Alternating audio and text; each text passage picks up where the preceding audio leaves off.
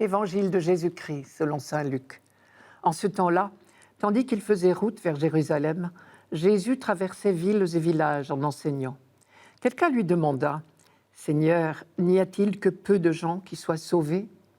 Jésus leur dit : « Efforcez-vous d'entrer par la porte étroite, car je vous le déclare, beaucoup chercheront à entrer et n'y parviendront pas. Lorsque le maître de maison se sera levé pour fermer la porte, si vous, du dehors, vous vous mettez à frapper à la porte en disant « Seigneur, ouvre-nous », il vous répondra « Je ne sais pas d'où vous êtes ». Alors vous vous mettrez à dire « Nous avons mangé et bu en ta présence, et tu as enseigné sur nos places ». Il vous répondra « Je ne sais pas d'où vous êtes, éloignez-vous de moi, vous tous qui commettez l'injustice ».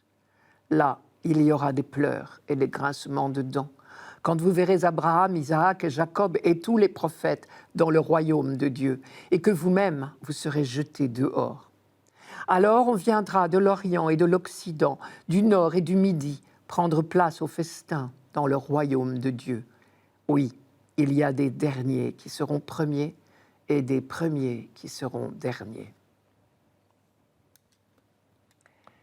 Jésus est en route vers Jérusalem et visiblement, il ne manque pas une occasion d'enseigner. Mais ce qu'il dit n'est pas toujours ce qu'on attend. Ici, par exemple, quelqu'un pose une question à Jésus et il n'y répond pas directement. La question porte sur le salut. « Seigneur, n'y aura-t-il que peu de gens à être sauvés ?» La réponse ne porte pas sur ceux qui seront sauvés, comme s'il y avait d'avance des élus et des exclus, mais sur la seule condition pour entrer dans le royaume, être capable de passer par la porte. Efforcez-vous d'entrer par la porte étroite, car je vous le déclare, beaucoup chercheront à entrer et ne le pourront pas. L'image de la porte étroite est très suggestive.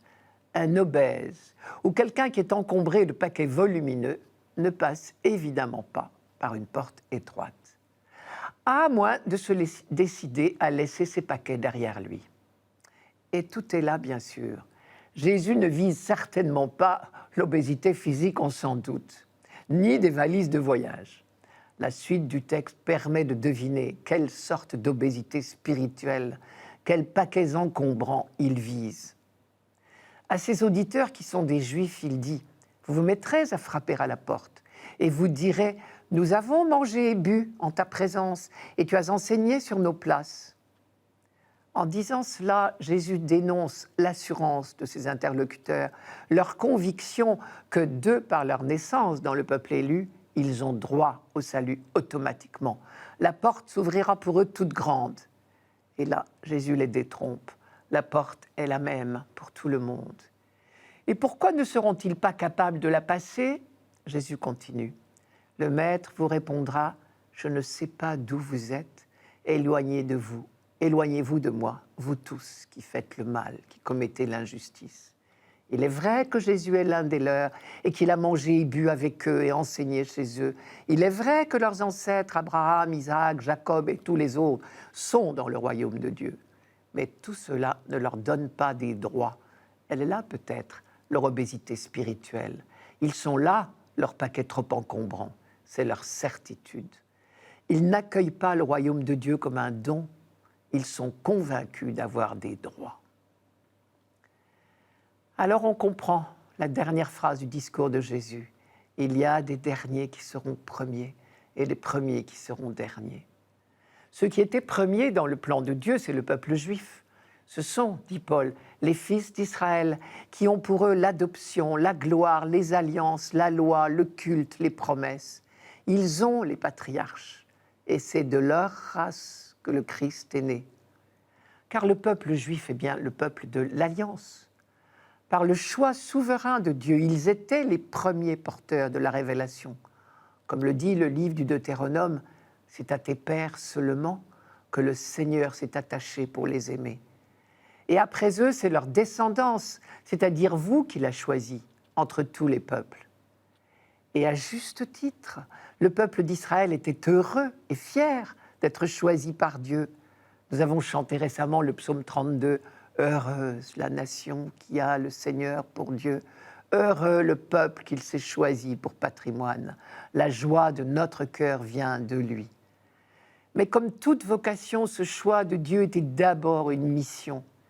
S'ils étaient les premiers invités du royaume, ils avaient mission d'y faire entrer toute l'humanité. Au lieu de cela, quand Jésus parle au nom de Dieu, ils refusent son enseignement parce qu'il les dérange dans leur certitude et leur contentement de soi. Il est là le mal qu'ils font. Et quand Jésus leur dit « Éloignez-vous de moi, vous tous qui commettez l'injustice », il ne vise probablement pas des mauvaises actions, mais simplement leur fermeture de cœur. Par exemple, quelque temps auparavant, Jésus a accompli un miracle en guérissant une femme infirme. Seulement voilà, c'était dans une synagogue un jour de sabbat. Au lieu de se réjouir de voir une femme guérie, ils ont critiqué le lieu et le moment. Voilà un bel exemple d'aveuglement ou d'obésité spirituelle, pour reprendre l'image de la porte étroite. Voilà les paquets qu'il fallait accepter de laisser derrière soi pour passer la porte du royaume. Accepter que Dieu ait d'autres pensées que nous sur son royaume. Pour certains des contemporains de Jésus, ce sont leurs certitudes qui les ont empêchés de reconnaître en lui le Messie qu'ils attendaient pourtant de tout leur cœur.